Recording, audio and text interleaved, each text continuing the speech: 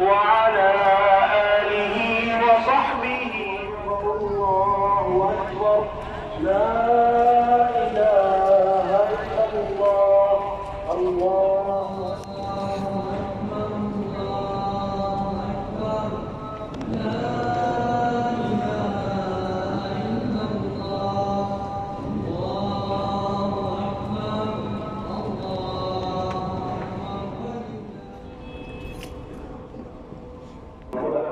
بسم الله قبل صلاة العيد.